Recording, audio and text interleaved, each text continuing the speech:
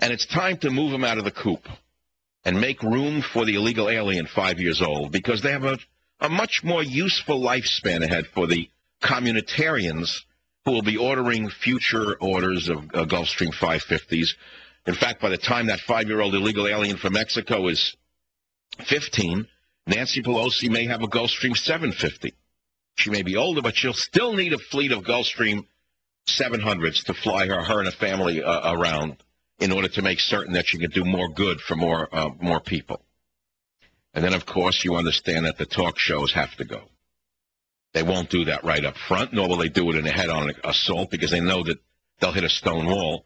So what they do is first they go to their communist friends in England, and they say, look, you're putting together a list of Muslims who should be banned from the country because they want to destroy England, they want to convert you. Some of them, in fact, were in jail for 10 years for having killed immigrants. Throw Michael Savage's name into that mix, too, so that when we come after him on trumped-up charges, we can use the evidence that you banned him, that he's not a good person at all. And, of course, Jackie Smith went ahead and said, okay, he's a bad person, he's on the list. So now my lawyer writes to them and says he never said these things, and they say, well, he needs to repudiate what he said anyway. So the lawyers go back and forth now, letter after letter after letter, and say, he never said these things. These are taken out of context by the Stalinist group Media Matters, funded by George Soros. Hillary Clinton wanted Media Matters to exist so they could skewer conservatives and put them out of business, even though that blowhard egomaniac Limbaugh won't lift the golf club, even though Wallbanger won't lift a hammer, and even though the hemorrhoid won't lift any Preparation H, I keep on fighting. I keep on fighting with your help. And after Labor Day, I'm going to do a direct appeal to every member of Congress.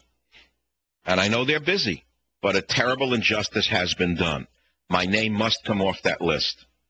My name will come off that list, whether it's in a court of law or when the conservatives take office.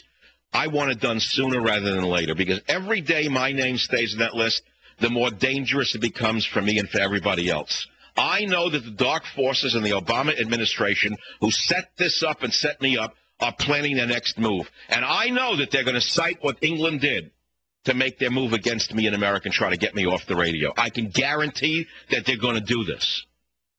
Unfortunately for them, the New Yorker article came out a week ago, and the New Yorker article was so carefully researched and so well written that my lawyer wrote to the United Kingdom government and said, wait a minute now. The author of the New Yorker article, I forget how he put it. I wish I had the letter in front of me. Hold on, play music for a minute. I'm going to go look for it. Play any kind of music. I got to find the letter. I don't want to botch his words.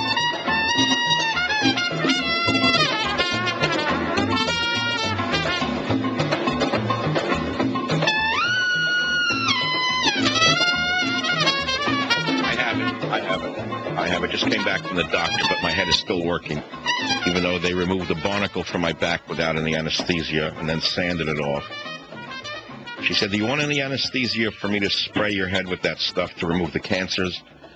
There are 6 of them today. I said, no, I'm going to take it without anything. And I used the technique I learned a long time ago, which is to just compress my left hand as tight as I can and put all of the pain in my left hand, and guess what? I felt nothing.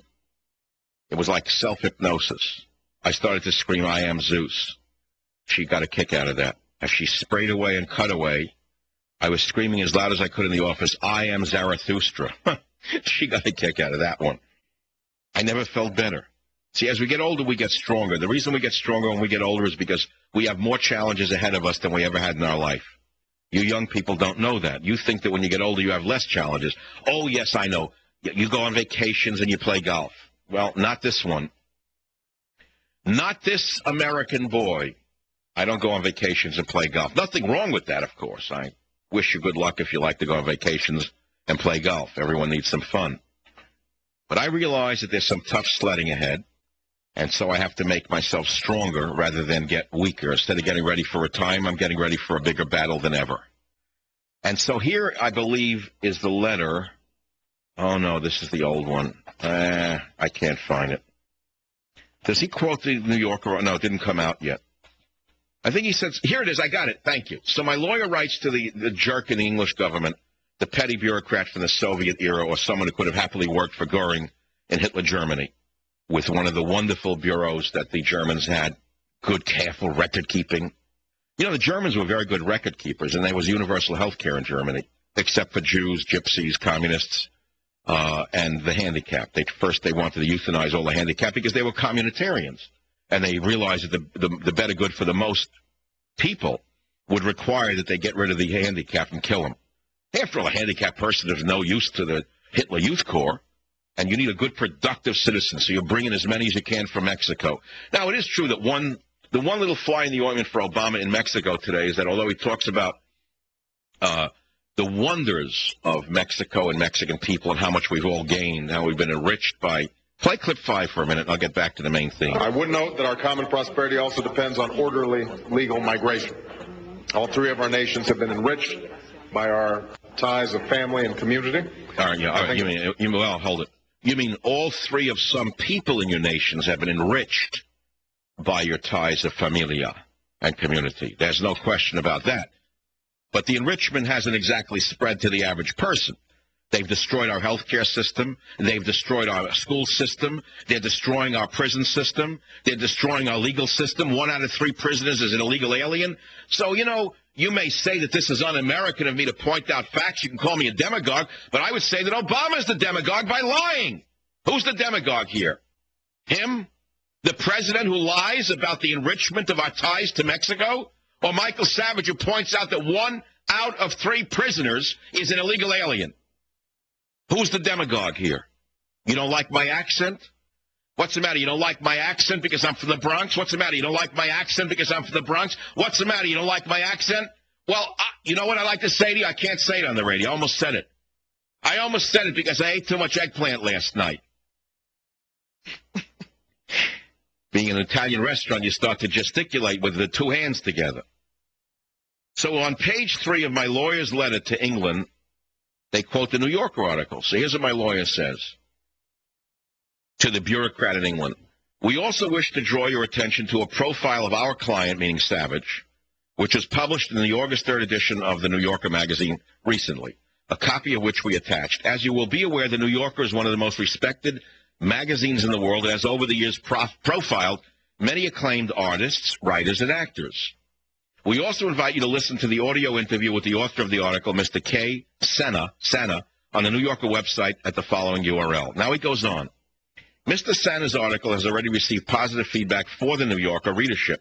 See, for example, the attached posting on the website by a Mr. Blake Eskin, a copy of which we also attached. Now here comes the punchline. My lawyer again to the UK communists who put me on the ban list. Mr. S is plainly independent and politically no natural supporter of the views of our client.